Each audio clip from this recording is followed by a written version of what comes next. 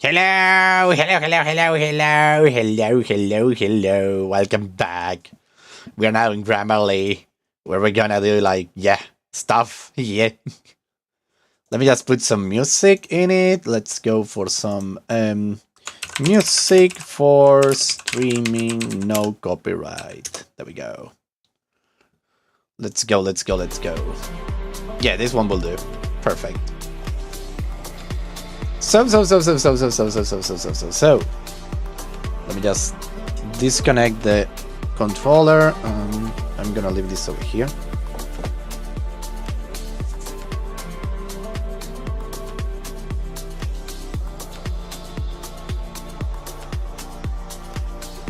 Okay, that being done.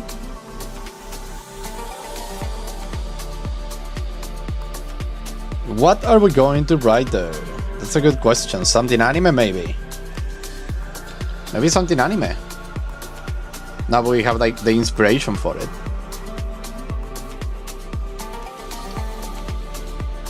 Let's lurk again. Yay, writing a story again. Yay, indeed! I'm writing a story again. Let me think.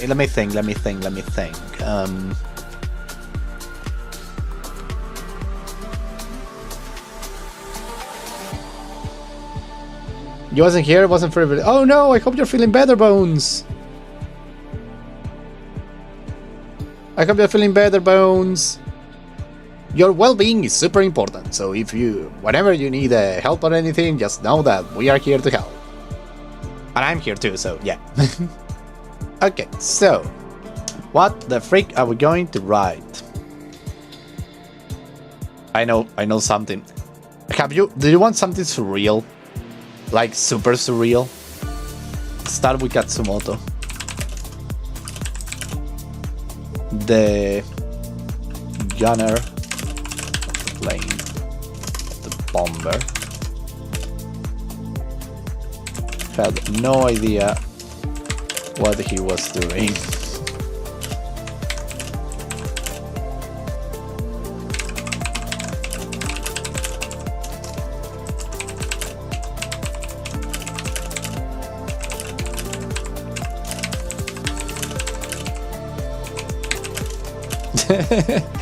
This is a character that me and my brother created. Have you ever played War Thunder? Me and my brother. My brother and I, we both were like playing War Thunder. He had like a super big airplane with the Japanese that had like a freaking cannon out of the front, and a gunner on the back, and we were. We were like that guy is called Katsumoto and he has no idea what he's doing, and we just roll with it.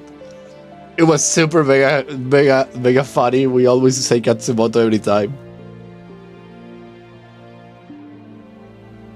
What if next time you post a little poll for the next story theme? Oh, that would be amazing actually. Let me see something. Can I do that like in the chat? Can I do that in the chat?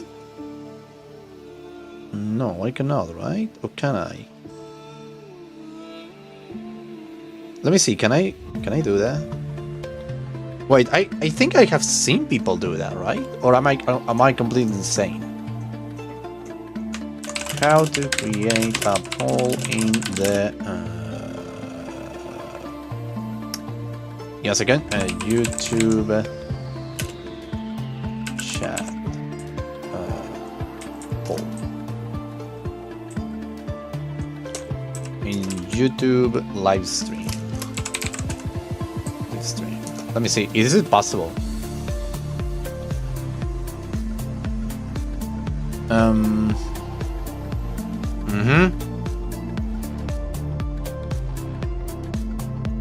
Oh, from the bottom of the chat window. Let me see. There is a way actually to create a poll. In reactions, create a live poll. So if I go to mosquito, what is he doing? A mosquito here is in the middle of the winter. What is he doing? It's crazy. That mosquito is freaking crazy. Let me go over here though, because according to this, I could actually create a poll. Holy shit, I can.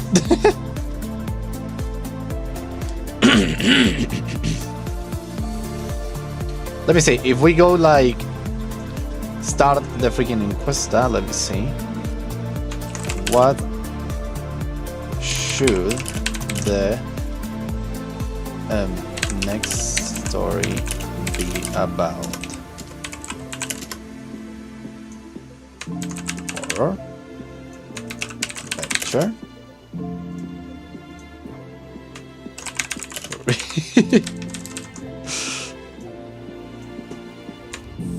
romance. Ha! Take a look at that. I can actually create polls. Oh my god, but my eyes are like, oh my god, I have starry eyes. I'm a star. There we go. Take a look at the freaking thing. Why not? Why not? Why not? Why not? Let's see what you choose. Whatever you choose, I will write next. Ooh, horror adventure, toe to toe.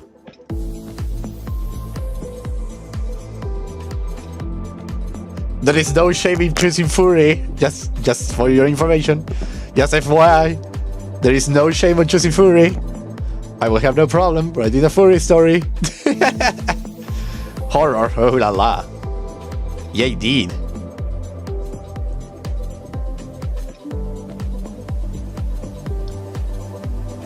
Let me just write the short story about Katsumoto. Katsumoto, the gunner of the bomber, had no idea what he was doing. He just graduated from flight school and he didn't do by cheating the system. He was a commoner from the low,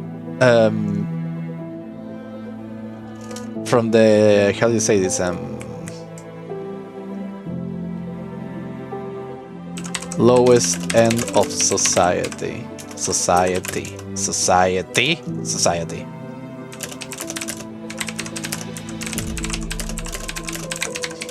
The gunner should know. But he was there, grabbing the gunner bubble like he was about to fall. He never thought he could fly so high.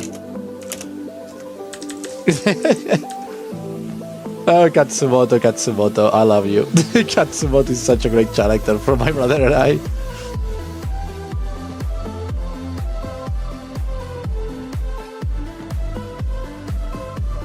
Counterpoint, horror adventure. What if something about a folklore? Well, so far horror and adventure are both having one boat. So yeah, that will make sense actually. That will totally make sense. Horror adventure, so let me think. Yeah, I could totally work with that. Yeah. Sorry, my back is killing me, that's why you see me from time to time like go like rack. Oh, my neck. Oh, my neck hurts. Ouch. My neck is making noises that it shouldn't make. Yeah. Oh, my posture check.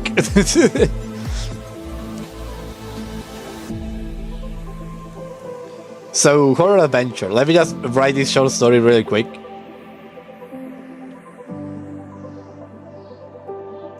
Gunner glass. Wow, like if it's about to fall. He never thought he could fly so high. His fellow crew members.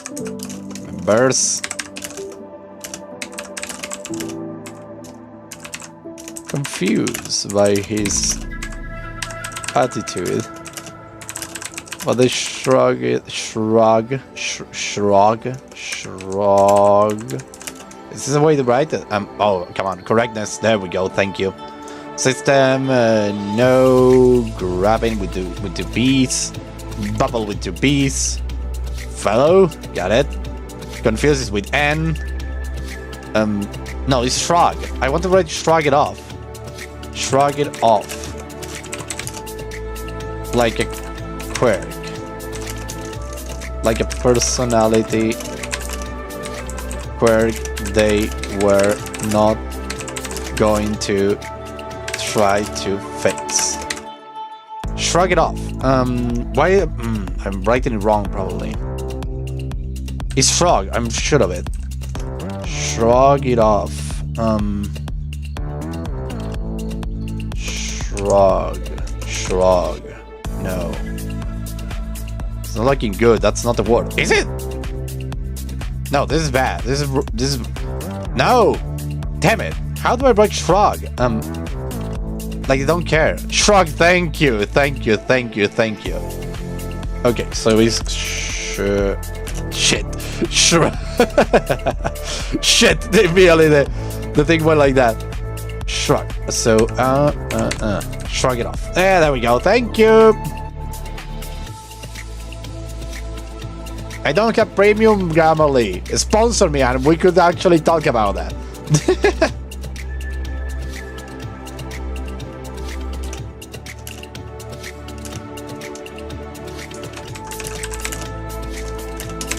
The first fighter appear.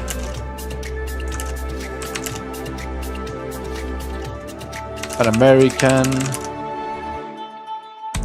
plane was ready to take the bomber down. But Katsumoto is not going to let that happen. He was going to take the bomber out himself. Oh my god, Katsumoto, what are you gonna do?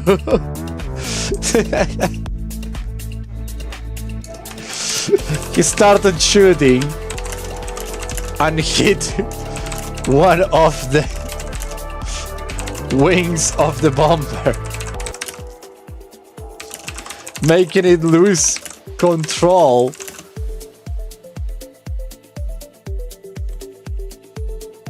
And plunge down into the lands of Japan. Oh, Katsumoto. American. I forgot that in English the freaking thing goes with a freaking loose is one. Oh, Joseph. I forgot that every time you write like a country thingy, you need to put it with the one of these. I always forget about that. I don't know why. We're almost finishing this story. It's going to be a short one, so bear with me. I'm gonna go for the horror adventure one. Okay, let's finish the thing. The winner is horror adventure, both of them. We're gonna write about both of them. Oh, remember to leave a like on all of that. It helps out a lot, these little videos.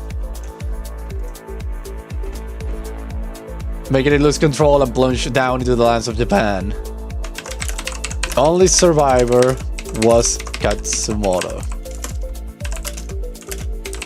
who was then transferred to be part of a tank crew, where the same thing happened. Katsumoto was the only survivor. And thus a legend was born. Legend of the immortal Katsumoto. The one who doomed every crew he was with.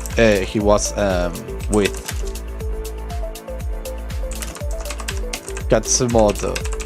The Black Cat. There we go. Transferred. There we go. And happened. Probably everything. Oh, happened. There we go. So that's the short story about Katsumoto. It's just short, super short, because I want to go for the horror adventure now. Let me think now. Horror adventure though. What are we gonna write about horror adventure?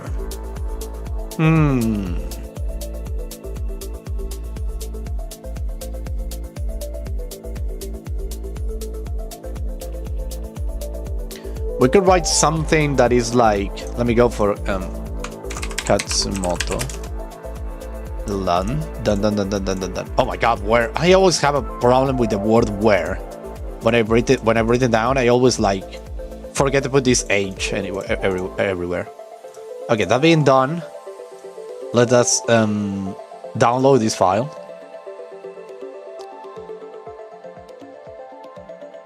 Done. Perfect. Now let us create a new document. So horror adventure. Let me think. Let's move this thing over here. No, this is not the thing I want to move over there, damn it. How lucky do you need to be to survive not only a plane crash and a tank destruction? Listen, Katsumoto survives everything. That's the joke. The joke is like my brother and I suddenly go like we were like sometimes we sit next to each other when we are like playing video games because we like to comment on the things that the other one is doing, and we are like, Katsumoto, how is everything back there? And then we describe Katsumoto like grabbing the place like crazy, like trying to like keep it afloat, like, and putting the hands against the walls. And he's like screaming like, ah! Katsumoto's doing fine. And then the tank explodes and we say, yeah, Katsumoto survived that. Oh my god, that's Katsumoto for you. The Legend of War Thunder. Oh, what a fun thing. That's Katsumoto. My god. So, horror adventure. I think I have an idea. This is a recycled idea from one of my my novels that I write when I was like chased by something. I was actually having I wanted to do actually something different. Someone arriving to a city that is not on a map. That should do it. Someone arriving to a city that is not on any map. Like, how the frick did that map went there? And I have an idea, because I'm going to rewrite actually the idea that I had back in the day. So we're gonna go like this. I need a name. Goddammit, fantasy names are my bane. The real problem for me are fantasy names. I mean, I know how to write fantasy names. The problem is that I'm never satisfied with the names I choose.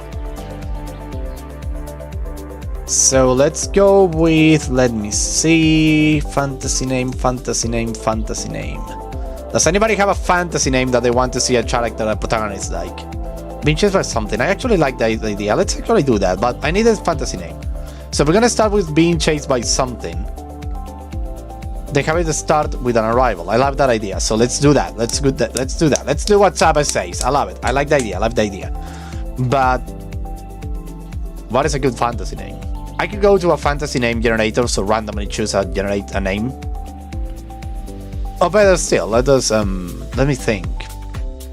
Fantasy name generator.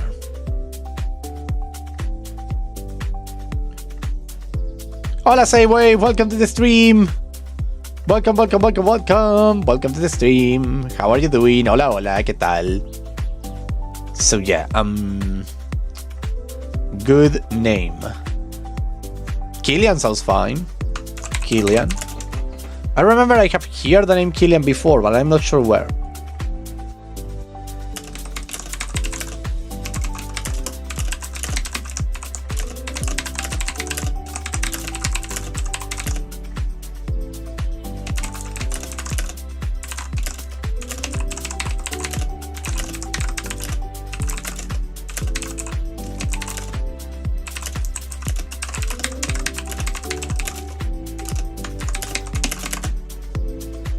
Chase. Oh, Chase, I'm sorry.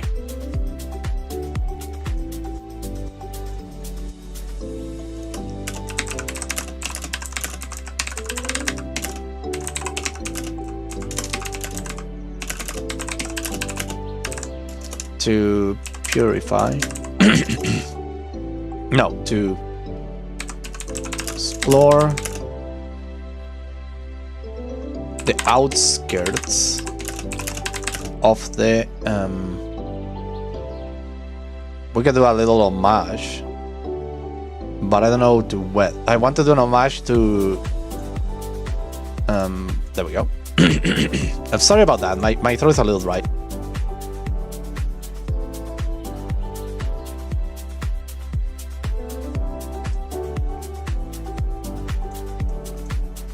the outskirts of the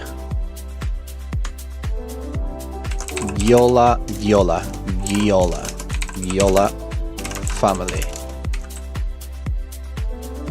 Of the Giola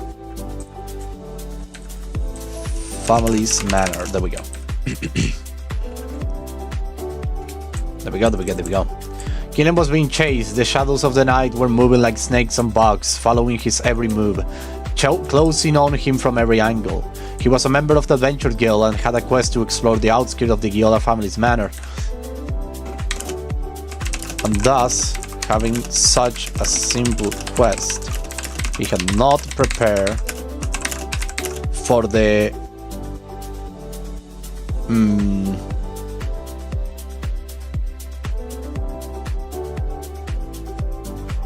night turning against him. There we go. What is the other though? Prepare. Oh my god, I have a problem with the past tense, Joseph. Past tense, Chevalier. God damn it. Hello, the real Canada. Welcome. Are you a communist? No, I'm not. I'm not a communist. Why are you questioning that? Why are you asking that? That's a really weird question to ask. But welcome to the stream, the real Canada. Do you want to write something with us? Night turning against him. Wait, what's that there?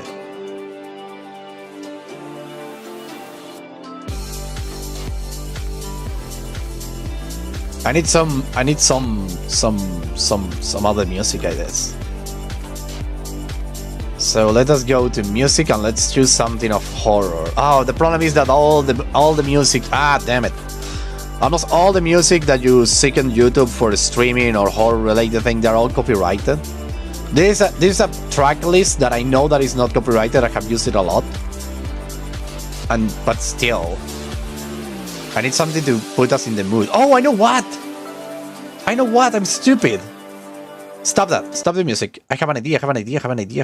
I have here soundboard. There we go. Yeah. This will do it.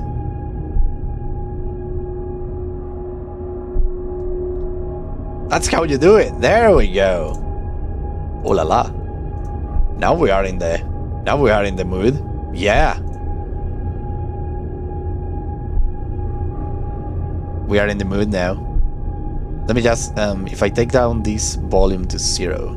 What I'm doing, I'm stupid. Let me put this thing on 6. -6, but if I cancel that noise. Are you hearing the music still?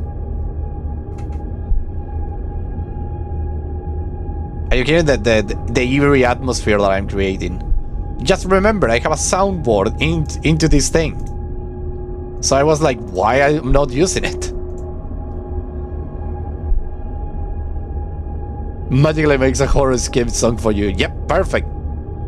So everything is being here. Perfect. So the music is being here. Awesome. I can do a lot of things now that I think about it with the beautiful voice mod thing. Let me see, because we have a lot of music to we can use. But let's go for fear now. Oh, but if I combine it, I can combine it. Now remember, I can combine it. But no, this is not the music. Let's go for Calm Night. Or maybe Abandoned Ruins. There we go. I can combine sounds. Hell yeah. Oh, but there is one up down here that's called the Eldritch. There we go.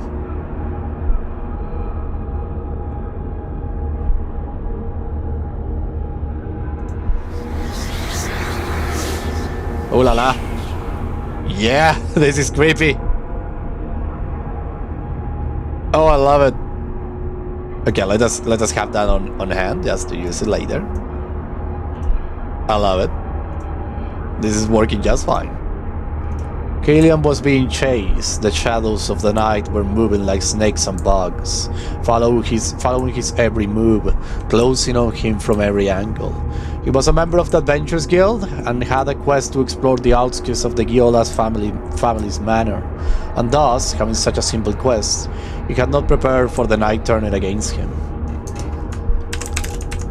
The Giola family were always an eccentric bunch, being known for their twisted experiments, an arcane library. But they never did anything that was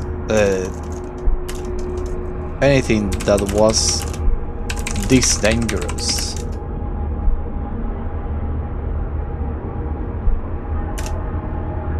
Before. The Giola family were always an eccentric bunch, being known for the twisted experiments and arcane library, but they never did anything that wasn't this dangerous before. Giving life to shadows was one of the forbidden arts. Okay, and now give me the alerts. I know they're eccentric. Okay, there is. I'm Spanish, remember that. So very much of the words they have different like logic behind them. My brain is not necessarily hardwired to English. Being known for their actually not twisted. Twisted is already like a word that I will use if they were like evil and whatnot. Novel is a good word actually. Novel experiments and arcane library, but they never did anything that was this dangerous before. Giving life to shadows was one of the forbidden arts, and everyone was aware of the dangers of it. Still, Killian had no other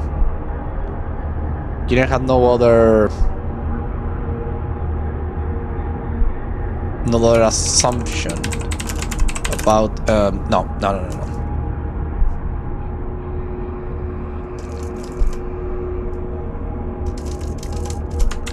Killian, unprepared, had no way of guessing this was the reason why there were no news of the family for like 3 days. There we go.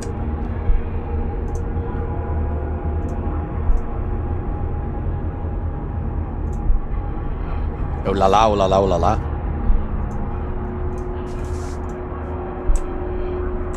Killian was being chased. The shadows at the night are moving like were moving like.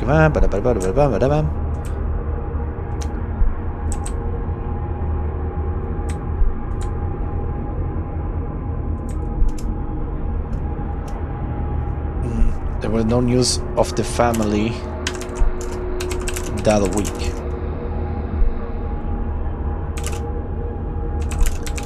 So he had not equipped himself with any light scrolls.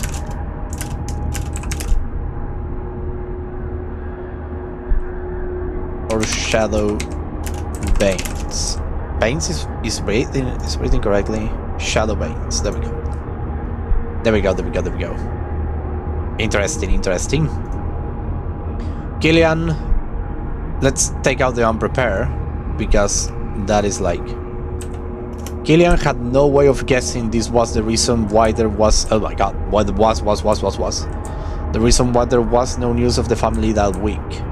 So he had not equipped himself with any light scrolls or shadow veins. He was completely unprepared.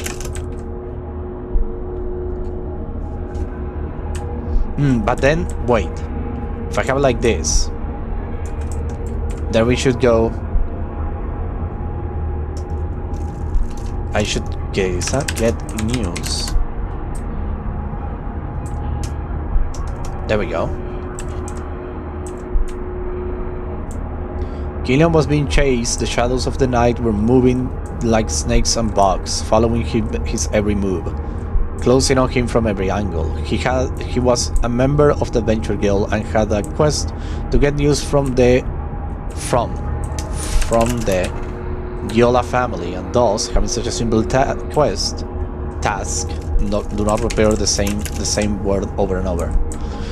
He had not prepared for the night turn against him.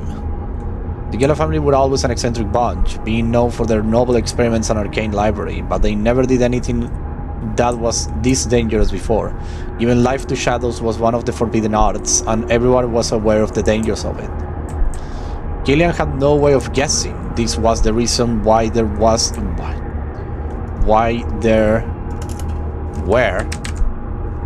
no news of the family that week, so he had not equipped himself with any light scrolls or shadow veins. He was completely unprepared. There we go.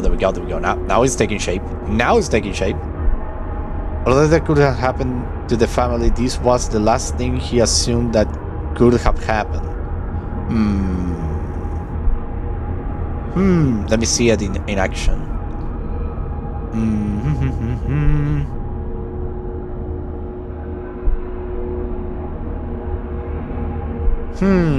Where can I put that?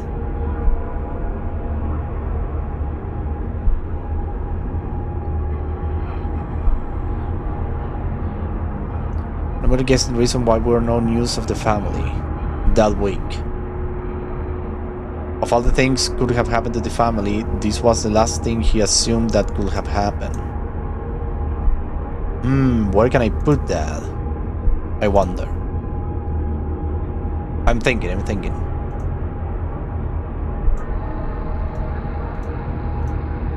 Let me see if I can, like...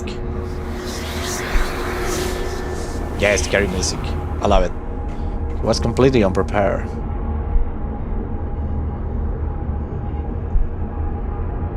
Thinking. Where can I put that?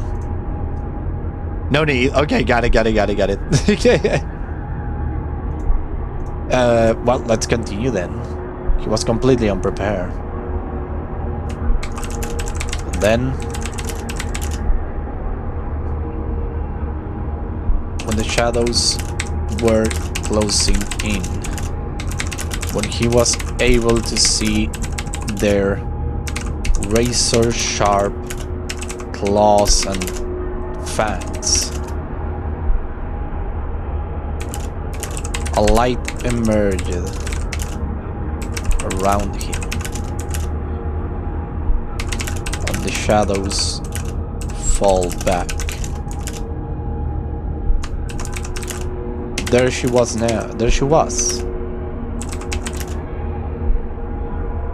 Lady Lautrec of the house of the Giola family, the oldest of the heirs of Lord Giola. And then when the shadows were closing in, when he was able to see the razor-sharp claws and fangs, a light emerged around him and the shadows fall back. There she was, Lady Lautrec of the Giola family, the oldest of the heirs of Lord Giola, standing between him and the praying shadows. I don't know if there is another like word that I can use for shadow, right? Like, is there another word like a synonym? Hola Pato López, estamos escribiendo una historia, bienvenido. Soy escritor a todo esto. No sé si sabías.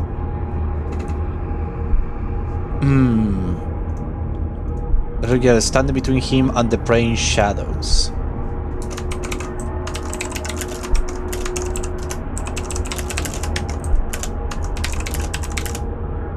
Follow me, say the lady.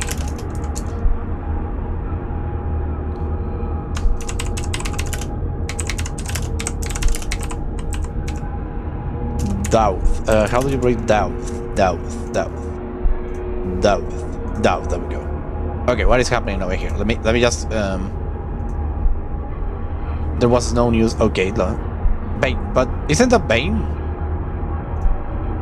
Completely Bane. Did I write it wrong? Well, it's like curses, plagues, afflictions, they are pains. Raise the freaking dash. All this, there we go. Standing, come on. I was okay, there we go. Perfect. I just got a message where you nothing important. There we go. Sí, soy escritor. Welcome. Shadowy figures. Darkness sounds good. You know, the praying darkness. Yeah, darkness. Yeah, darkness is actually kind of cool. Yeah. Praying is a do I pray like praying? I think I wrote it. Yeah, I wrote it correctly. Yeah. Second, and follow the lady into the outskirts. There we go. Now I can use the outskirts of the manor of the Giolas manor. They went in. The place was lit with candles and torches, with an astounding. I know I wrote it wrong, but let me see. Follow it. Astounding. It's astounding. I want to see like numerous. No, this is not the word I'm looking for. Let me look it up in the translation. Let me go. Let's go into here. Translate. Let me see.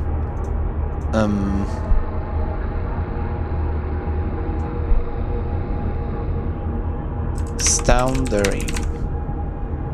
No, this is not the thing that I want.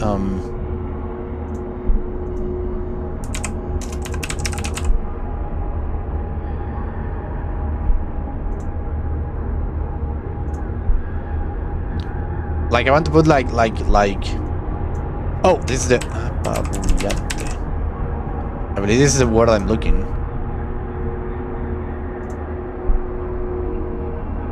Let me see. Uncontrollable, resistive weapon, very strong, forceful. No. Staggering. There we go. This is the word I'm looking for. There we go. This is the word. Aha. Staggering candles and torches. There we go. Staggering amount of candles and torches. This was a battlefield. Against the shadows. There we go. Gilad didn't even doubt for a second and followed the lady into the outskirts of the Gilad manor. They went in. The place was lit with an staggering amount of candles and torches. This was a battlefield against the what was the word that you used there? Praying darkness. There we go. Yeah. There we go. Now that we are inside, let me go and into the soundboard. I think we have something over here. Let me see. There should be something like a manor, the palace.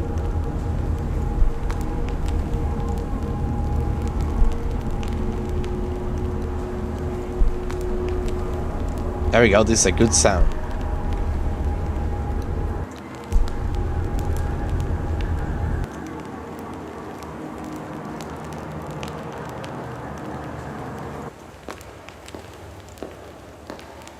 There we go. Now let's skip just the palace.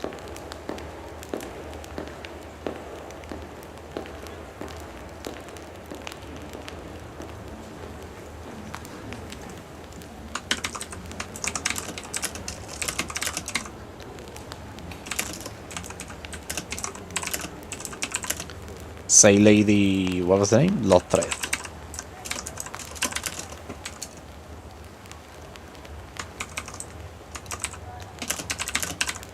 How come there are shadows out there? How come there are live shadows out there? That is forbidden. That magic is forbidden. There we go. There we go. What is happening in the chat? Let me see.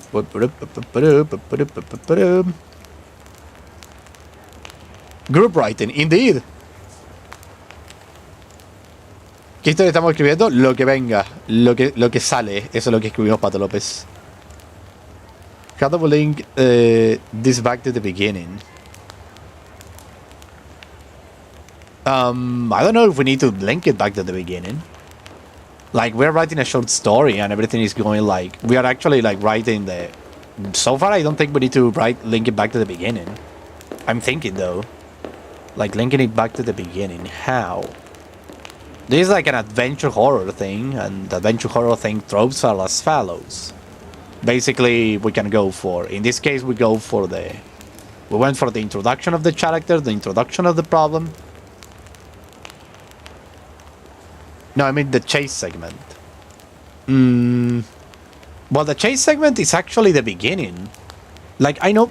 There is something that I want to say, that I have like a personal preference over like English-speaking writers. They go all the time like, oh my god, I have written like 6,000 words in a day. I'm so pro, blah blah blah blah blah blah blah. And I'm here like, you don't need to write a lot of words to convey a message.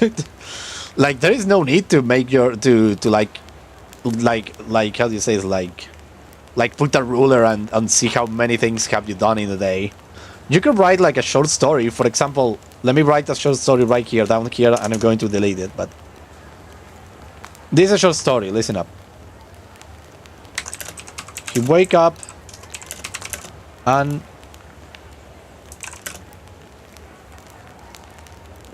his moth was gone. That's a short story right there. This is a short story. Nothing to do with the story that we're writing, but this is a short story. This is what it calls a micro story.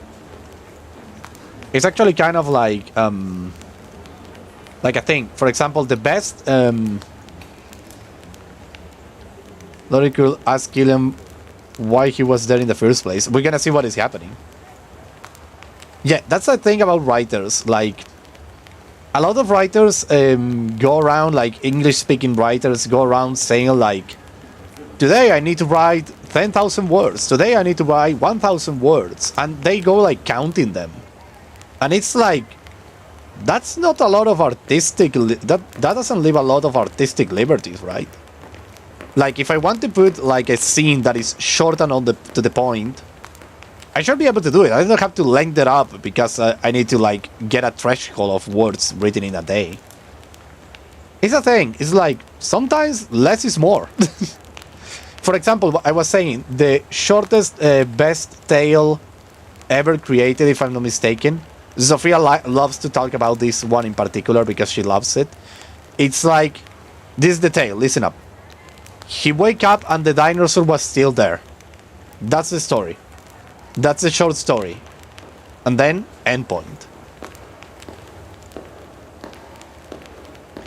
That's like a really short story, but it conveys so much meaning, like so much message, right? Like, he wake up and the dinosaur was still there. It is incredible because it immediately takes you out and your mind immediately travels back in time, like saying, oh, so he was actually in his home, there was a dinosaur and he went to sleep thinking it was a dream, and then he wake up and the thing was still there. How did the dinosaur get in? How did the dinosaur exist? What is going to happen then? And I love it. But everybody had this habit of lengthening the sentences to make my story seem worth reading. That's something that I wanted to say, like, you don't need to make the sentences longer to make it worth reading. Sometimes you want an action scene that goes like 1,000 miles an hour, and you're just like writing short thing. Add fancy words to keep the audience attention. Indeed, that's something that most writers do. But I feel like there are some times that just a short description has the same weight or even more weight than a lengthy one. There is something that I have read. Impressed how this with your vocabulary. Indeed. I can understand that feeling. I can totally understand it. But for example, I have read somewhere. I have a ton of books over here. Well, actually, they are like I had to press to take them to a copy, and I have to do it myself. But the thing is that, for example, the more you show the reader, the less he will see in his head, right? Because, for example, adding fancy words, it's good, it's interesting, it has some weight. But the problem with adding fancy words is, if the person reading them doesn't know what they mean, they will lose a lot of immersion, right? Like, for example, I go around writing Spanish, obviously, because it's my native language. Write ideas in the simplest form and then will onto it later for the interest. Indeed, that's it. That's a good way to do it. So, well, I'm a writer. I'm a professional writer, one will say. Now I'm working with a collective of artists that is in another province. For the United States people watching, that's another state. And I'm like writing this story about biodiversity. It's super interesting. And because we're writing about biodiversity, we are like writing this science fiction setting.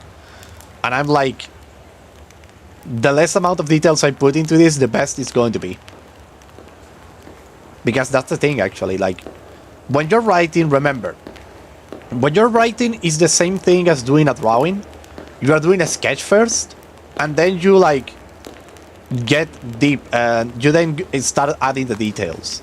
So if you want to write, I recommend first write the bare bones, and then start like seeing where do I want the interest of the tale be, right? Like, for example, you go around and write of a battle, right? Like a battle. For example, the Hobbit book, the book of the Hobbit. It has, well, it's Tolkien. He has these giant descriptions of the world building, a lot of that, and that. But then he goes to the battle of the three armies, or wasn't four? I don't remember. No, three armies, wasn't it? Elves, orcs, and humans. He goes to the battle of the three armies, and the battle is resolved in just one sentence. It's super short. He didn't want to put emphasis on the battle plan, the battle formations, anything of that. He just went like, the battle started, end. The battle started, our character was hit in the head, I believe, and he was like dizzy, and he saw the shapes moving and all of that, and the battle ended. And then you go around and look at the people that die in the process, of course. But yeah, do not underestimate the power of a simple chapter, because remember this, when you are reading, maybe if you go faster through the action or the descriptions, like you go faster, you can put that sense of haste in the reader.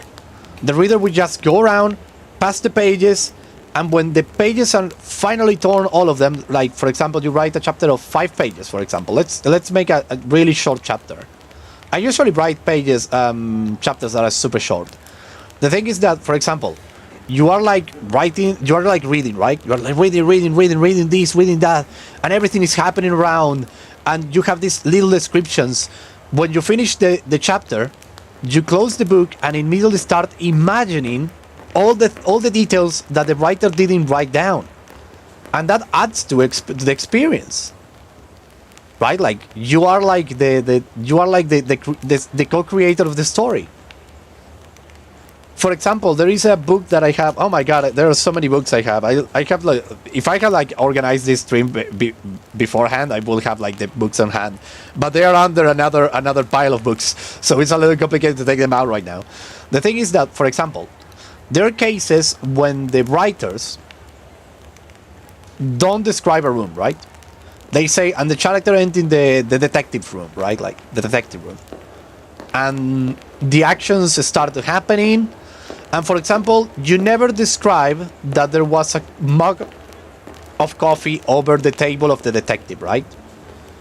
But then you write down in a dialogue, for example, the detective say, yes, your case is very difficult. He grabbed his mug of coffee and give it a sip. You never described it before, but the moment you introduce that other character, the mug of coffee, that other, let's say, item in the scene, the mug of coffee, you immediately make the mug of coffee be in every scene you previously imagined. That's the thing with the human brain. It's super interesting, actually, the talks about how everything works when you are reading a book, and how everything works in your imagination. Your imagination tends to fill the holes and make everything feel natural. And the thing is that, for example, in this occasion, the person that created the chapter then goes to the people and says to them, "Hey, how did you imagine the place?" And they give you the details, and the writer is, "That's exactly how I imagined it, and I didn't write it down." So that's something interesting. Indeed, it's interesting, Savage. And the thing is, for example, I do not describe a lot about this, right? I just write like, Killia didn't know for a second and followed the lady into the outskirts of the Giola Manor. I'm not describing the manor in the slightest, right? I'm not saying like the manor have columns, a lot of windows, a red roof, for example, vines growing in the walls. I could go on length and describe the manor, right? But we are in the middle of an action sequence. And all of those little details, you are going to imagine them on your own. There is no need, because we have already talked about an Adventures Guild. The Adventures Guild immediately, well, if you are knowledgeable enough about the fantasy setting, you know that's a fantasy setting, so you immediately have like a lot of baggage coming along with that sentence. We say that this is the Adventures Guild. There is a quest. The choose of words here weren't random. I choose them on purpose. I wanted to create the atmosphere. We already have the night and the shadows that are moving like snakes and bugs. Did you imagine the character where? In the road? In the forest? I imagine him in the forest, because that's where shadows are more prevalent. Like they're more like normal, right? In a road that goes around that goes straight through a forest. So you can actually imagine all of that already. There is actually a really great opportunity here to be had too, that the reader, for example, creates his own biome. Like, I'm actually giving you the small amount of details for your brain to do the rest of the job. For example, maybe the reader is imagining this not in a fantasy Western Europe setting, but in a desert, in a sub-Saharan desert. And that is actually good too. It could work. For example, how would you see this in a sub-Saharan desert? It would be interesting, right? It would be an interesting setting. But writing it down, I believe we make a disservice to the imagination of the people reading it. Of course, this is a bare bones sketch. I can imagine in the night time, in the forest time, whole time. See? I hadn't even described that, but I, as a writer, knew that setting, and thus I was able to convey it to the audience. Because I had chosen these words carefully, Adventures Guild and Quest.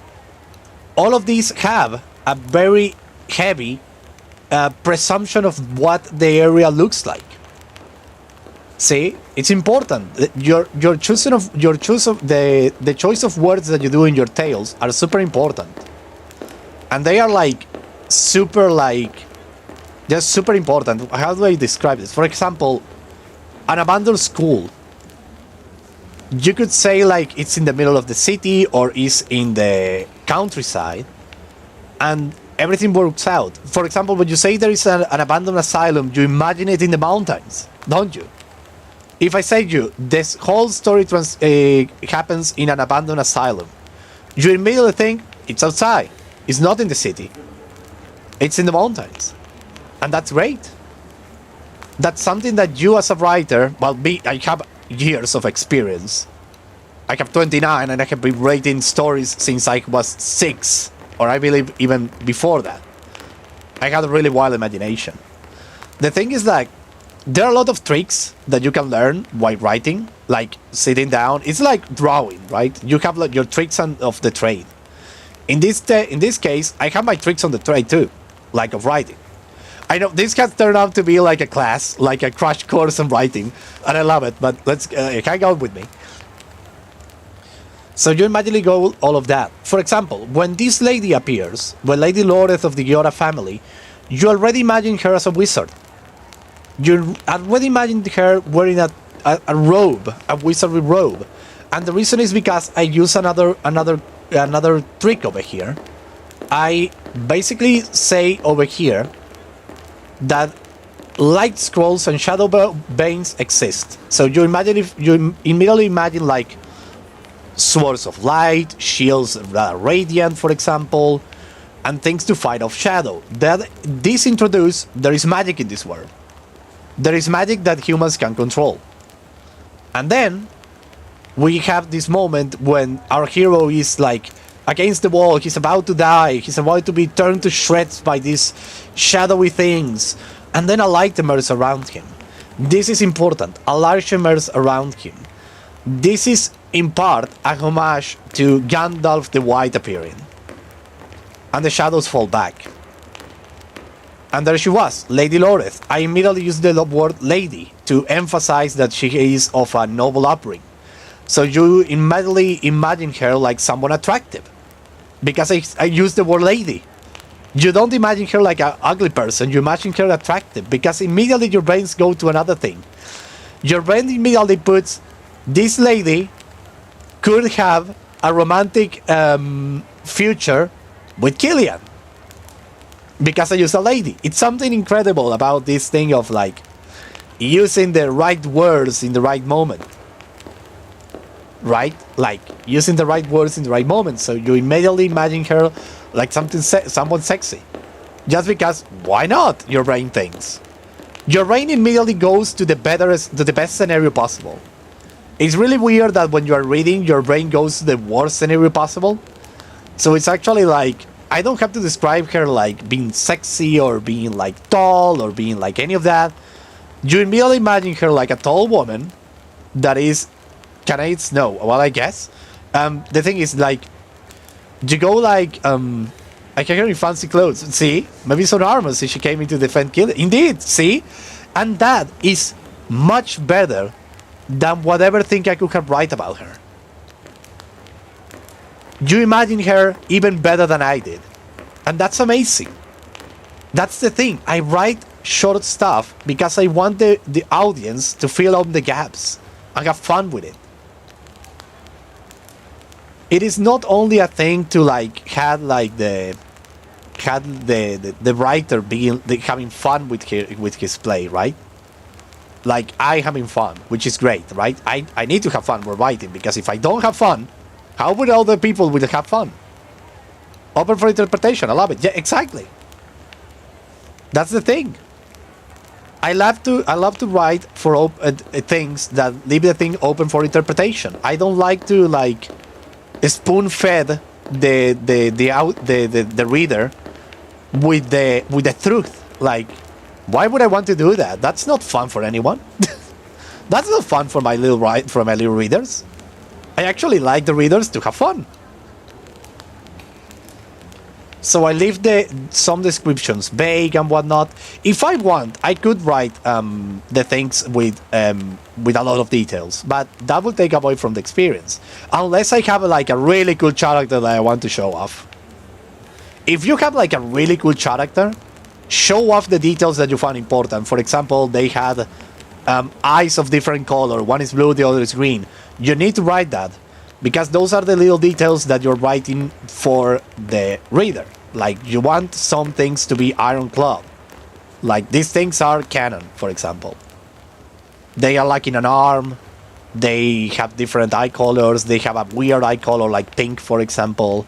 Or they have hair that is like red, for example, and you want that to be like something.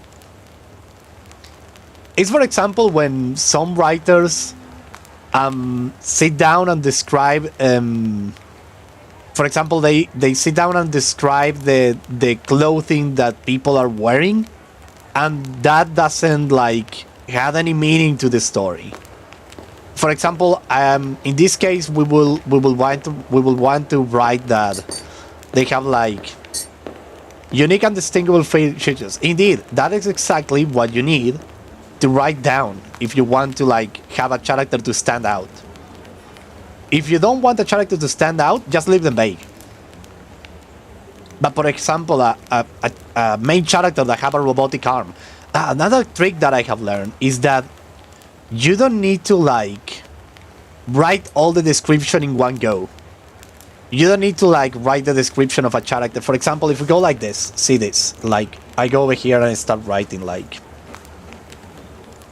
let's say, Morgrove. This is another story, right? This is another story. Morgrove had his coffee ready. And it was scorching, how do you write that word? Scorching, there we go. Why do you write like that? Scorching hot. But he had not to worry about that. After all, he was a robot. See over there? See what I did? See what I did here? Mogro has his coffee ready. Let me just let me do something, because we are currently like talking. Let me go for tavern. We're only the tavern talking about writing stuff.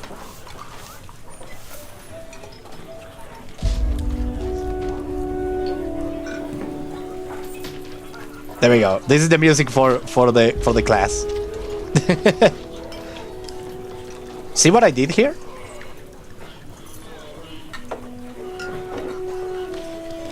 See what I did here? I didn't say like Mongrove the Robot had his coffee ready and it was scorching hot. What I did was actually prepare you, introduce you a character, you imagine him as a human immediately. Like, character is introduced, we have a human. Human is this. And then I say, and it was scorching hot. And your brain immediately goes like, oh my god, he's going to burn. Probably his hand while touching the mug, or probably his tongue when he takes a sip. And then I make you a 180, and he had not to worry about that. And you go like, why? Why is this the case, right? Your brain goes like, why is this the case? Why is he going to give it to someone else, or it's not for him, or he was going to wait for it to cool down? But then you go, after all, he was a robot. And immediately your brain goes like, reconfiguring all the freaking character you had designed in your head and create a robot. And it's super unique. Doing this, it's super unique for the audience. To introduce little like details of the character way into the story. Right? For example, I could have gone where Mongrove was an android. He had biosynthetic skin. Biosynthetic. How do you write biosynthetic? There we go. Biosynthetic skin. Mongrove was an android. He had biosynthetic skin. A translucent skull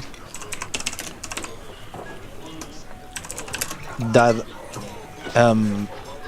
revealed his hardwired brain. See, I'm now describing it, but it takes something away from it.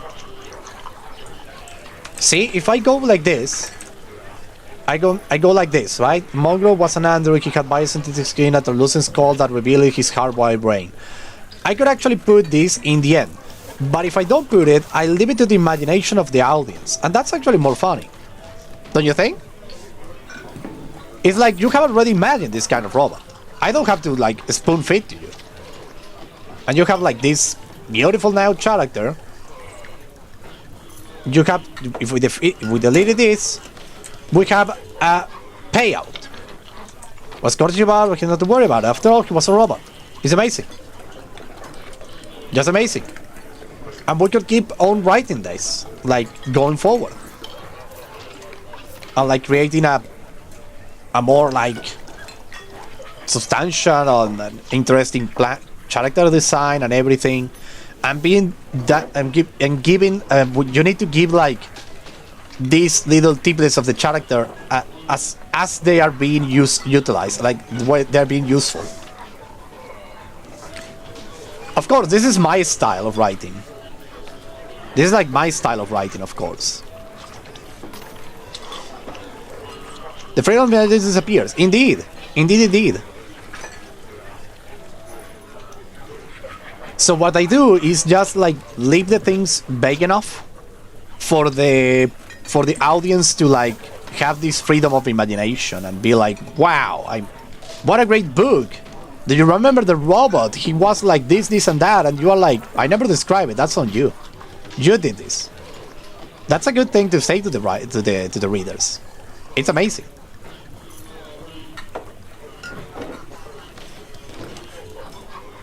It's a great thing. I love it. I love to do this actually. Like, and for example, let us continue now this story, right? That I have been thinking in the meantime. In the back of my head, I was thinking this thing.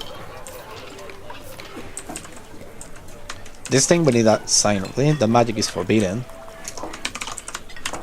Blame that on Amanda. The little shit was creating shadow puppets in the basement, and they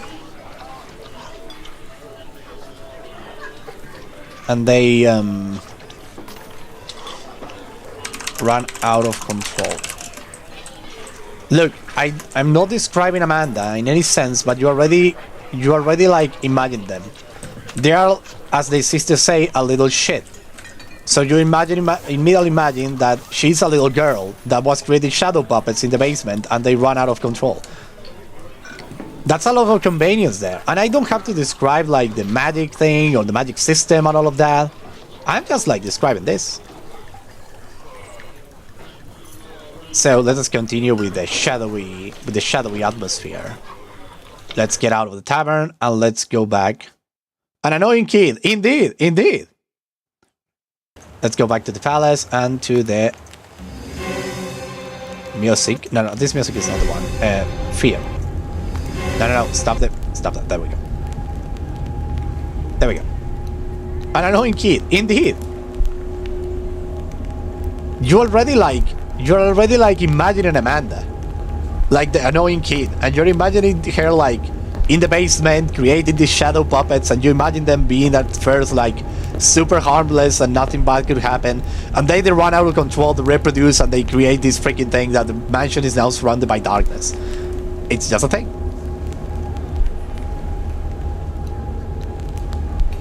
You have a history. That's a good history, Pato Lopez. We will get there. And that's the thing, right? And you can see now that this is a sibling or part of the family, because you don't go around saying the little shit to anyone. This is a really specific way to talking about someone. It's something that conveys both frustration and a tender love for the person. It's like that way you talk about your sibling, like the little shit. It's like you are mad at them, but at the same time you are like understandable. It's weird. Oh, lady goes with that. Staggering. There we go. Okay. So she was mean and mischievous kid. Indeed. But you imagine that, right? That is actually your story. Your canon could be that. She was an annoying kid, mean and mischievous. You can do that. That's the freedom of imagination that I'm talking about. Like, yeah, the writer is going to have its canon, but you can go around and play with it. Like, that's what fanfics exist, that's why other things exist, right? Like, you can have your head canon. There is no need to, like, stay with the writer. And thus, remember, this is just a demo, one would say, like a sketch. So yeah, she might be a mischievous kid. And she is a mischievous kid because she's doing something on the back of the other people. So you immediately assume the correct thing, actually. Not necessarily mean, in my case, in my canon, like the writer's canon. Maybe not mean, but mischievous? For sure.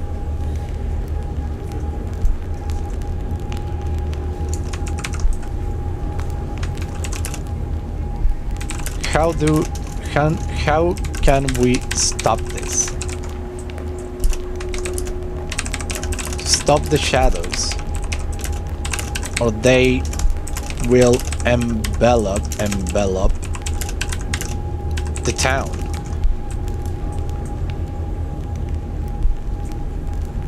They will advance and envelop the town. There we go. Yeah, I know about advance. Oh my god, what? Advance? What the frick was that? Why did I write that? Wow.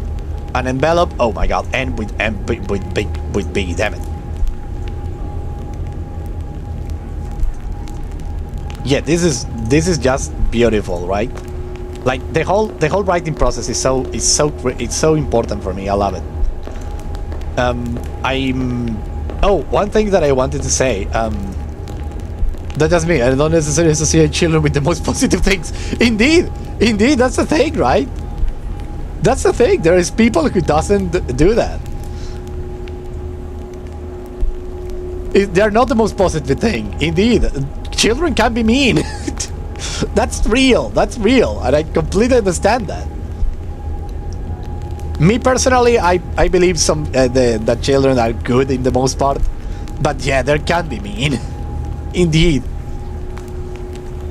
Oh my god, I'm dying of hunger right now. I will go to eat something once we finish this short story. But yeah, like to summarize, do not worry about your word count. What matters is the quality of the words you use, of the sentences you created. That's what matters as a writer. Do not worry about the word count, worry about the message you are conveying. Is the magic clear? Is the images you want to create clear on the reader's eye? That's what is important. Do not worry about doing like these lengthy novels like Brandon Sanderson.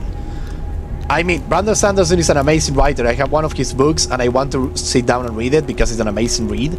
But at the same time, I'm like, you don't need to go and create these giant books. There is no need to do that. You can write short stories. You can write short novels.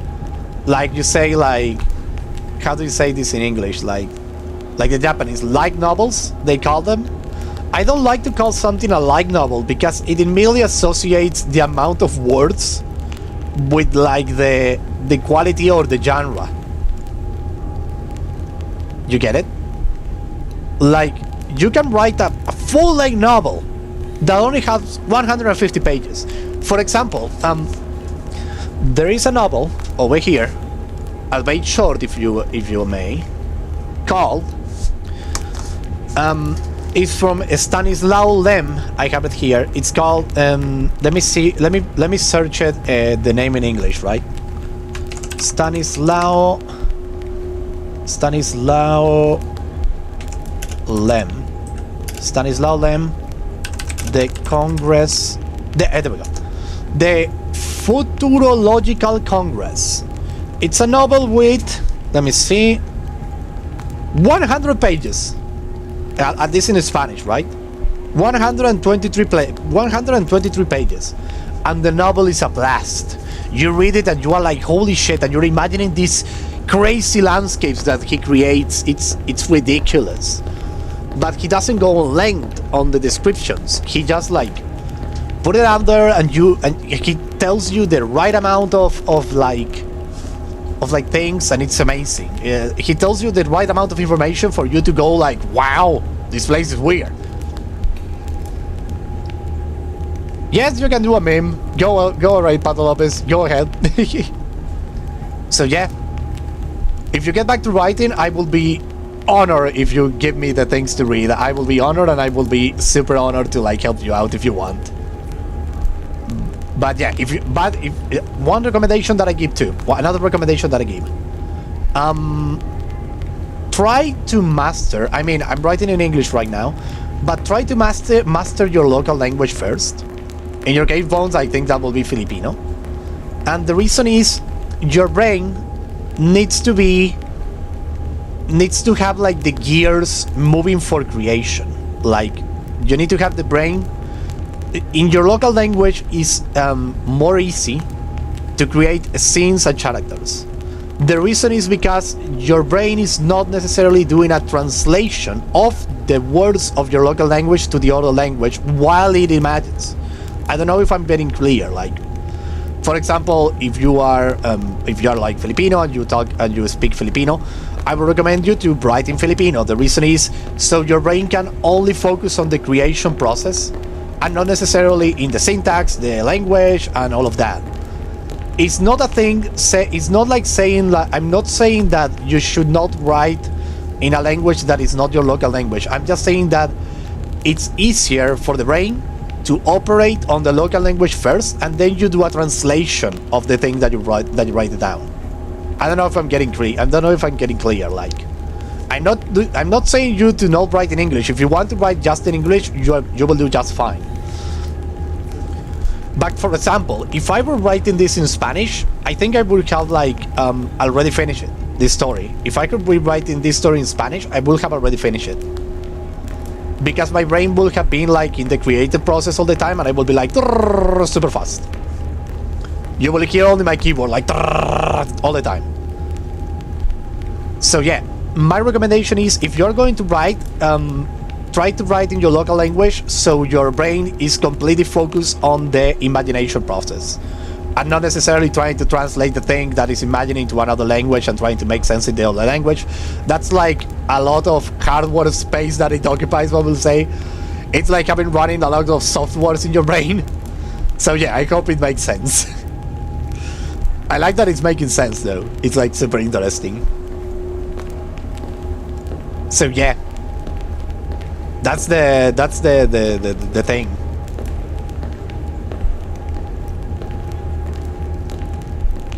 It's like, in order you to be able to like write in another language, you have to have the other language being like.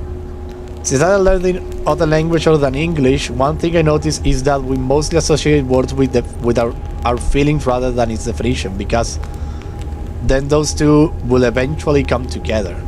Indeed. Indeed.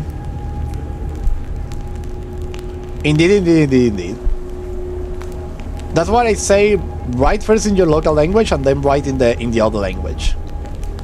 It's like a good way to having the imagination flowing, and then you start like worrying about, let's translate it to English, let's translate it to French, let's translate it to Spanish, and all of that. Plus, you will find out there's a marvel of language is that only your language can convey certain feelings to paper. Like, for example, there is an I believe it's a Palestinian or somewhere from the Middle East. It's a writer from the Middle East that said, I believe it was French. He was writing in French because he moved to France, I believe, or something like that. I don't remember the name nor the real country, so bear with me, I'm just giving an example. And he said, there is no language that can convey the feeling of being in a desert or describing a desert other than my native tongue, the Arabic. That's what he said. He was like, there is no other language that can do this. And I completely understand it. I know that with my Spanish has a certain way with words and with messages that I can't convey to English. And at the same time, there are some things that I can't describe other way than in English. it's like a curse of the language, because the languages are so like how do you say this, like influenced by the environment that you live, that the culture that you live in, and the culture that the language live in, and all of that. That language is like this beautiful tool that has really strong points and weak points. For example, I'm pretty sure that Spanish will convey a lot more the feelings of adventure, because Spaniards were adventurers, right? They were the conquistadors of the new world. We can talk about we are not going to talk about the morality of what they did or anything, but they were like these adventurous people that went out, right? So the language reflects that that thing of the sea, of new lands, exploring new lands, and all of that. So you can actually write really interesting things in Spanish. The Englishmen too, but they had like a smaller empire, one would say, in the beginning at least. It's like super interesting. But for example, we have the English language has like make its way to Japanese. The Japanese people have like these let's say bastardized words in English that they use because their native language wasn't able to like other things, like something got a little too adventurous, if you get me. Indeed.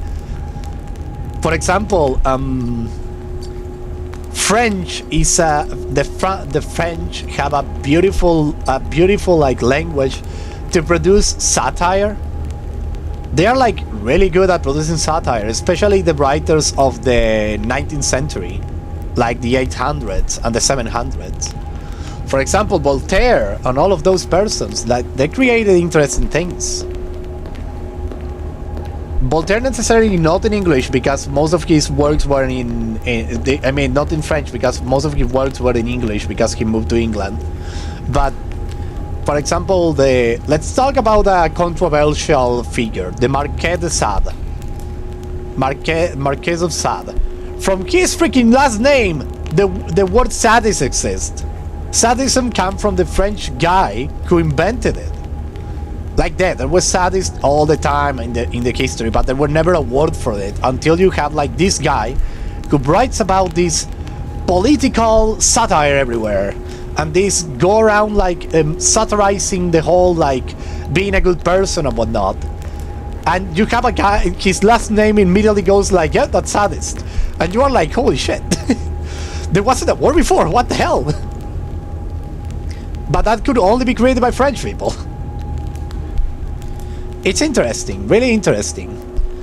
That's why when people said to you, like, for example, I have a boss, one of my bosses in my works, he was like, you should write more like Gerard Tolkien,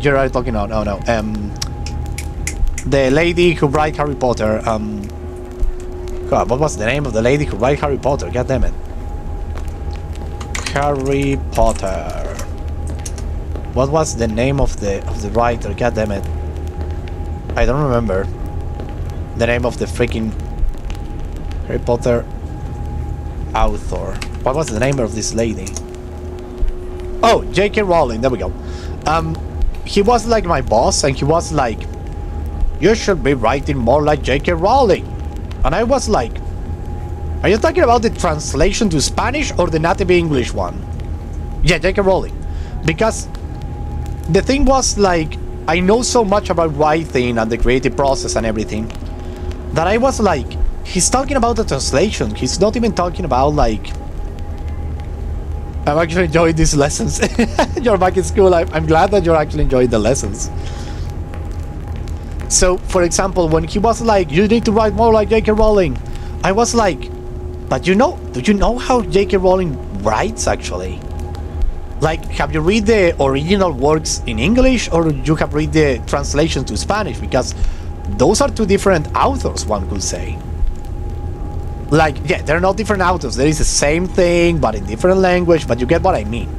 Every time a book goes through a translation, a revision or whatever, those things go like they are being rewritten by someone else.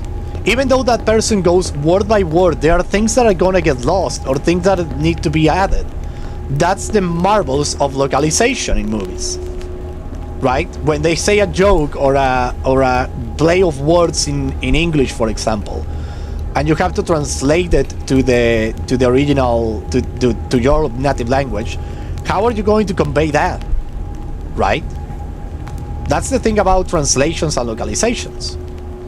Like the movie adaptations, indeed, that's right. Even the movie adaptations are different than the books. For example, do you all see anime? Do you see dub or sub?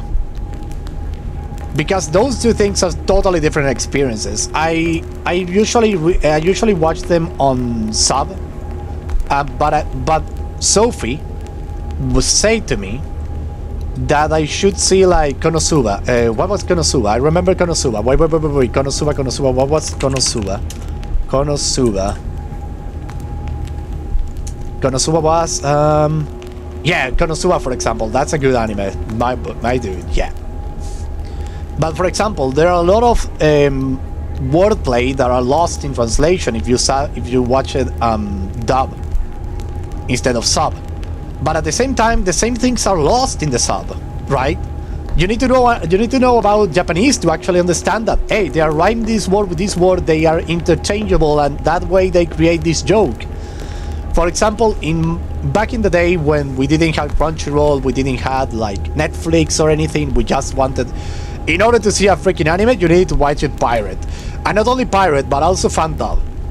And the fan dubs put it like notes in the subtitles, like little like notes in the bottom page that read like the joke is this one, and they like explain it to you, and you were like, of course, that's funny in the language, but it doesn't translate well. And at the same time, there are times when the dub is better than the sub. Have you ever had that idea that happen? For example, Sophie watched Connie Cannot Communicate. She watches dub in Spanish, Castellano, and she says that it's the best thing ever. Ghost Stories, that's another story completely. That's completely changing the tone of the story. The Japanese, no, I know it, to the English translation. Indeed. Funny. Ghost Stories is another thing entirely. That's a really weird thing. Like, what the hell happened there? It's like Ghost Stories is like super fun to hear in the. For example, I watch Ghost Stories. Don't worry about the autocorrect. I understand. For example, Ghost Stories, I watch it on Cartoon Network, I believe. It was in Cartoon Network. In the Spanish dub. Obviously, Cartoon Network wouldn't give anything with subtitles because of reasons. But the thing was that I was seeing that show and it was pretty serious, right? Because the dub, I think it was on Cartoon Network, at least on here in Latin America. The thing was that I was seeing it. I was scared.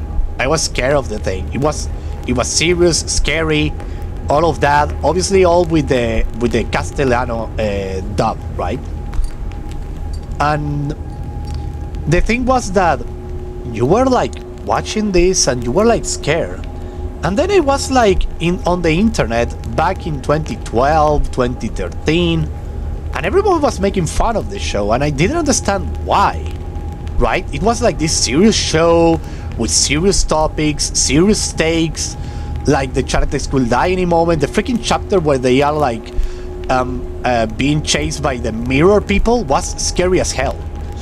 And I didn't understand what was the fuss about, why it was so funny. And the thing was that the freaking United States dub was this joke, and I wasn't aware of it. And when I was like, I can't unsee it anymore.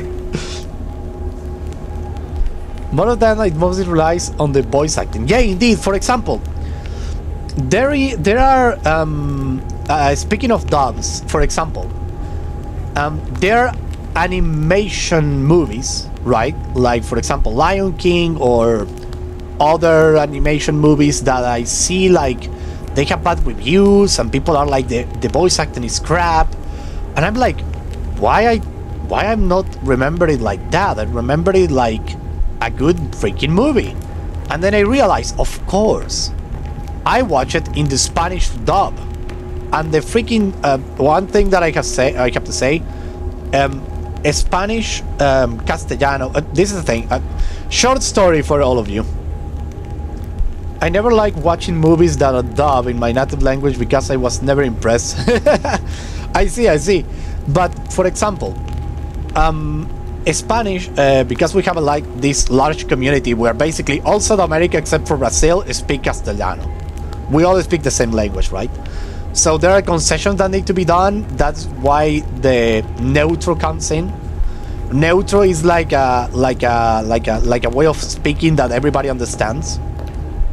And the thing is, like, we had an era, and we still are having an era, more or less, of really talented voice actors. And the voice actors are both in film and in animation.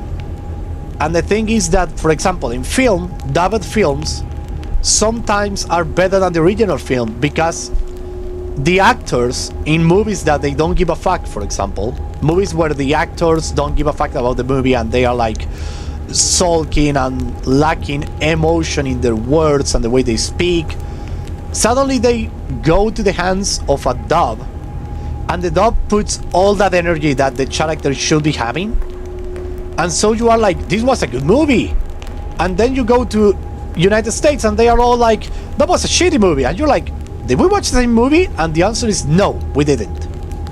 We watched different movies because mine was dubbed to my native language and it was better. Oh, look, Sophie's here. Welcome. We are currently like, we are taking an impasse for writing and we're talking about dubs, subs, anime, movies, writing in general, etc. Look at that, Sophie's here. I'm so happy to be seeing you. Are you feeling better? Are you feeling better, Sophie? You were sick yesterday. I hope the medication I bring to your house, you're better. Sometimes they choose super good voice actors. Indeed they do. Like super good. Nope, sorry. Oh no, so sorry. Sometimes they choose really super good voice actors. We have really good voice actors. Like, for example, we have a guy that makes the you're still in bed. Oh no. I hope you feel better today. I think I can go today to... This is just chatting with Tev at this point. Indeed, this is just chatting with Chev at this point, and I love it. I love chatting with me. And I'm loving it. Yay! I'm glad you're loving it. So, for example, here in Latin America, we have these really good voice actors that are like super good. Like super mega good. They are so freaking talented, and you are like, wow, this is incredible when you watch the movie, and then you watch it in the real language, and you are like, this is shit. It's amazing. I still remember that Minecraft live stream. We just stood there for an hour speaking of stuff. It was so great. There's nothing better than these moments of talking with me about general topics. It's super cool.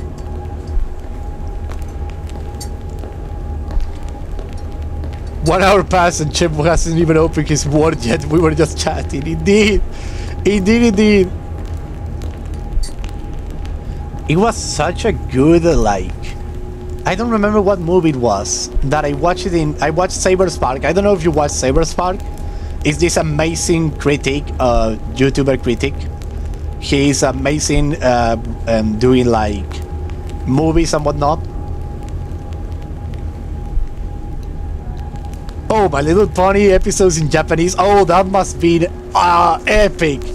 Because Japan has this thing that they have like a really, really prolific voice actor industry, right? Let me just put another music though, because we are like having this. We should have like, let's take this one away. Let's take the, oh no, this thing don't, let's take that away. That's a sound. Let's go to the annual adventure. There we go. There's a good music to accompany with the thing.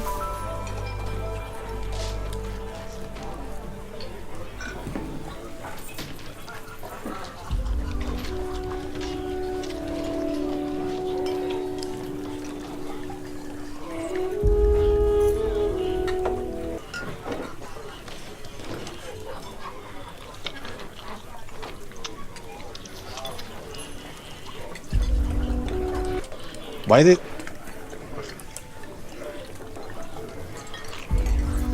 There we go. My Little Pony in Japanese, that must be super awesome because Japan has such a good voice actors, such a good cast. That's the thing about Japan, right? They produce so much anime, like so much anime. Like they just steamroll the whole industry, right? Like Cartoon Network, who knows you? Look at freaking Japan. They're producing this thing like freaking candy.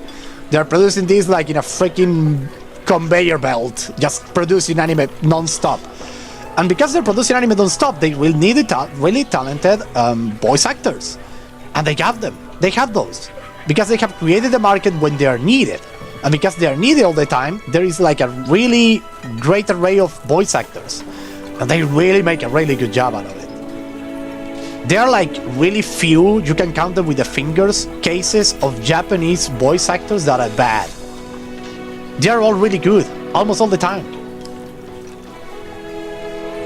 So at Twitch when we vote the actors. At Twitch, you should do at Twitch. In live. Indeed, indeed. Okay, so yeah, a lot of things we are talking about here and I love it. So let me think. I can't remember what movie was it. There was this movie that was like completely and utterly like... So you can put the video. Indeed, indeed. Oh, gracias, Pato López. Sí, estoy feliz, estoy contento. Me encanta hablar de estas cosas. I love to speak about all of this. It's super fun for me. Especially when I'm talking with like-minded people like all of you, it's like super great. Let me think. Because there was this movie. What movie was it? God damn it, I want to do... Saber's Pack. Let's go to Saber's Pack because he had this like movie that he didn't like. Saber's Park. There was a movie, there was a show that he was like, I don't like it, and I'm like, dude, that show was awesome, but I don't remember which one was it. Let me see if I can find it. What was the show? No. There was a show that was like super great, but it was lost in translation, it seems. But which was it though? My god, this guy has reviewed so many things, I'm never going to find it.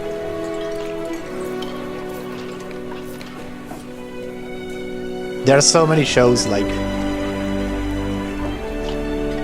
My god, so many good shows that are like lost in translation. And so many shows that don't work other than that translation, right? That the original cast.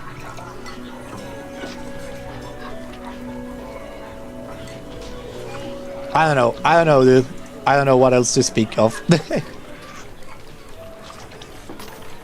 Y el hijo solo dibuja. No te preocupes, para eso funcionan, para eso están los cómics. Comics, they mix the best of both worlds, drawing and writing. Just the best of the best. Oh god, well, we have been speaking for more or less 2 hours. Let us finish the story, shall we? Though I wanted to make it a little long, so let us finish the story, shall we?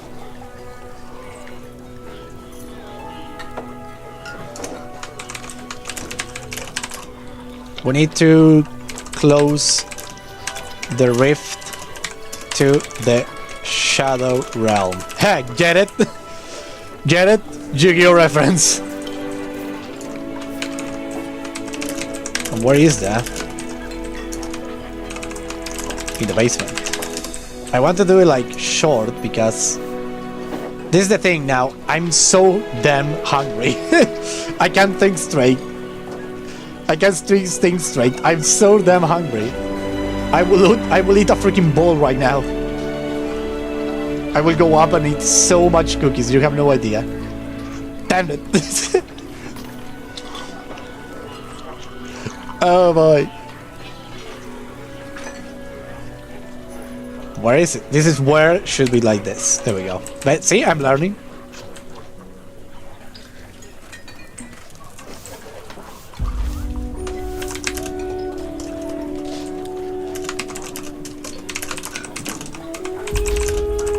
And I was waiting for someone to use this. It's too heavy for me. The lady then gave the adventurer a great shield with a surface that glowed with a bright yellow light. No, yellow no, white light. Damn, it's heavy.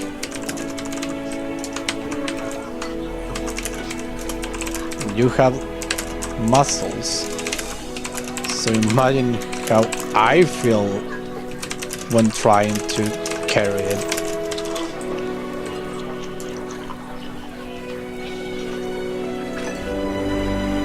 So we're gonna do this.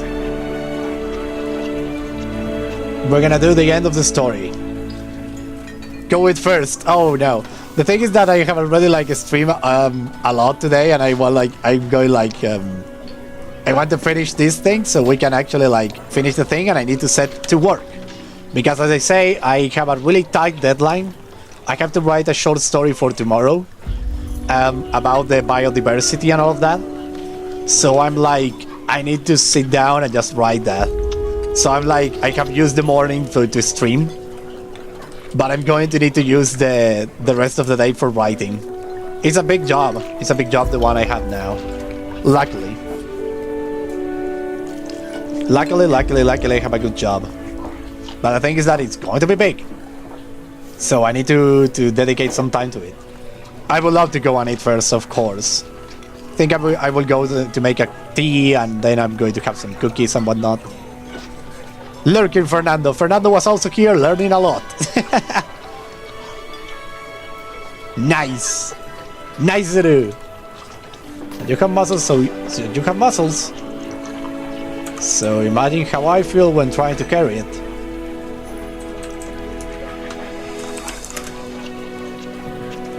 Both the lady and the adventurer went down to the basement of the manor. The shadows were thick and slimy, like the interior of a stomach. They were in their realm, and they were not welcome.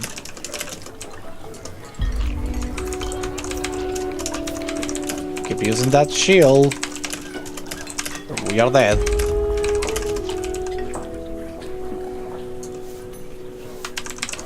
Then they both arrived to the epicenter of that madness. A rift in reality, a gaping wound looking at total darkness. Lulala.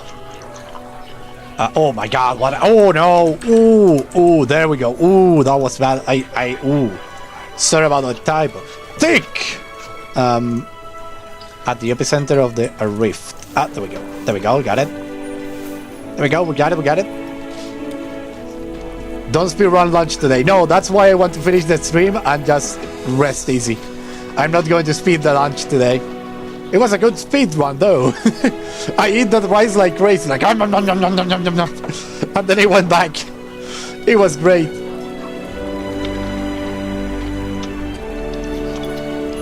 They both arrive at the epicenter of the madness, a rift in reality, a gaping wood looking at total darkness. Then the lady started to chant a spell, and the rift began to close. The shadows were sucked back in. The place fell silent.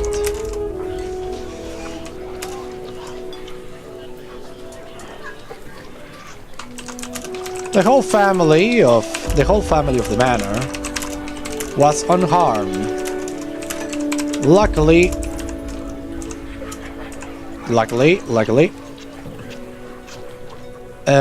little, what was the name? Amanda made a bargain. Oh my god. Rift again, were sucked. Luckily. Alright, I read bargain, right? It's good. I'll take a look at that. Incredible. Unfucking believable. El mejor día de papá. This was such a great stream. I love it. I think I will start doing these streams again. They write a short story with the audience and then speaking about everything we want. So yeah, we're gonna start doing this more often.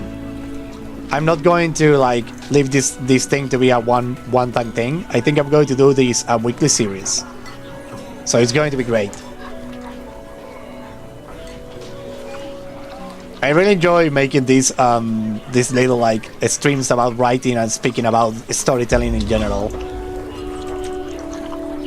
The whole family of the manor was unharmed. Luckily, little Amanda made a bargain with the shadows before she released them to the world.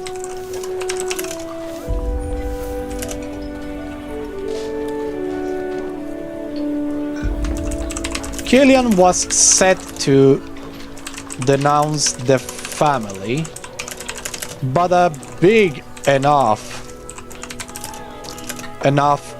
bag of coin had sealed his lips. This was not something abnormal coming from the Gilea. What's the name of the family? The Giola family. Every time they created a bone golem, a flesh dragon, or summon an eldritch deity, they usually came on top. On their own, or with the help of some adventurers. And they were always willing to part with their fortune if it meant not being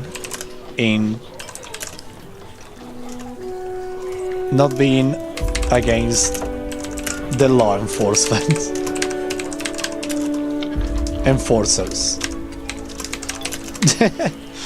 Little short story. Abnormal adventures. Ready. We have the short story done, I think. Done. Let me just download it. Download. There we go. There we go. We have the short story done.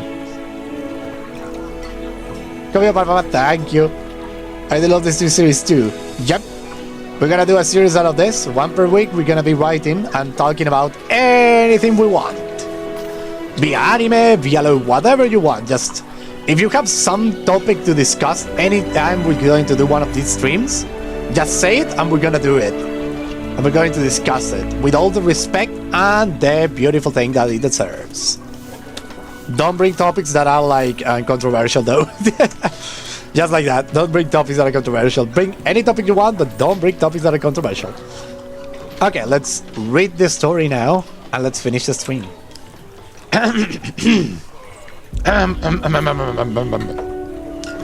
Killian was being chased. The shadows of the night were moving like snakes and bugs, following his every move, closing on him from every angle. He was a member of the Adventurers Guild and had a quest to get news from the Giola family, and thus, having such a simple task, he had not prepared for the night turning against him. The Giola family were always an eccentric bunch, being known for their novel experiments in an arcane library. But they never did anything that was this dangerous before. Giving life to shadows was one of the forbidden arts, and everyone was aware of the dangers of it. Killian had no way of guessing this was the reason there were no news of the family that week. So he had not equipped himself with any life scrolls or shadow veins. He was completely unprepared. And then, when the shadows were closing in, when he was able to see the rush of sharp claws and fangs, a light emerged around him, and the shadows fall back. There she was, Lady Loret of the Giola family, the oldest of the heirs of the Lord Giola, standing between him and the praying darkness. "Quick, follow me," said the lady. Killian didn't even doubt for a second and followed the lady into the outskirts of the Giola's manor. They went in. The place was lit with a staggering amount of candles and torches. This was a battlefield against the praying darkness. "Here we are safe," said Lady Lothred.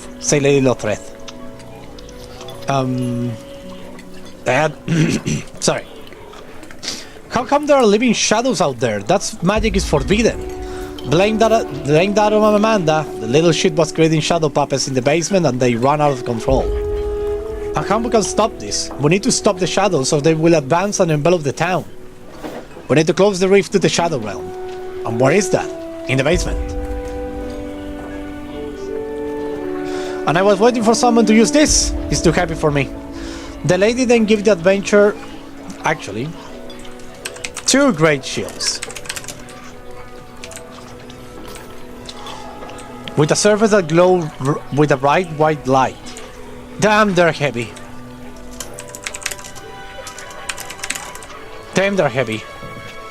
And you have muscles, so imagine how I feel when I'm trying to carry them. Both the lady and the adventurer went down to the basement of the manor. The shadows were thick and slimy, like the interior of a stomach, like the interior of a stomach. They were in their realm, and they were not welcome. Keep using those shields, or we are dead. Then they both arrive at the epicenter of the madness, a rift in reality, a gaping wound looking to total darkness. Then the lady started to chant a spell, and the rift began to close. The shadows were sucked back in, and the place fell silent.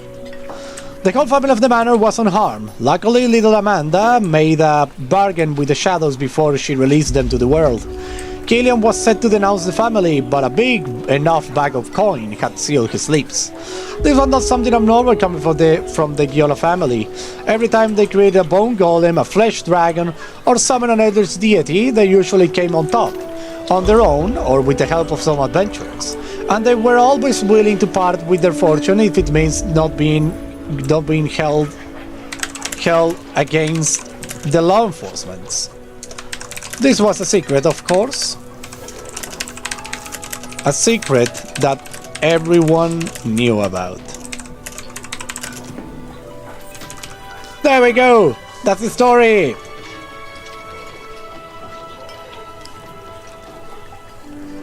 That's the story! I'm not sick, I'm fine. So, that's the story of today. This was the beautiful tale of the beautiful Giola family. We might make another story with the same characters. Maybe not, maybe we will, who knows. But this is all the time I have for today. I'm starving, so I will go to eat something. So, thank you very much everybody for watching. Thank you for hearing out my ramblings. Thank you Pato Lopez, thank you Bones, thank you Savage, thank you Fernando, thank you Sophie, thank you, who else was here? The Real Canada, thank you. And thank you all of you, thank you Ion Pandela too, and everyone who were lurking in the shadows. A part 2. Yeah, maybe. We don't know. Maybe. Thank you, everybody. Thank you, thank you. Thanks a lot from the bottom of my heart. I will see you with an electric boogaloo. I love that. I love the electric boogaloo. It's so much fun. Okay. See you tomorrow with another stream of... what was tomorrow? What do I have to stream tomorrow? Let me see. Tomorrow we have Citizen Sleeper, and that's it. And I think I'm going to play a couple of horror games for that matter. We will see, we will see, we will see. So thank you, everyone. I have a blast. I hope you have a blast. See you next time on the Lost Chevalier channel. Bye bye, bye bye bye bye bye bye bye bye bye bye bye bye bye. Kisses.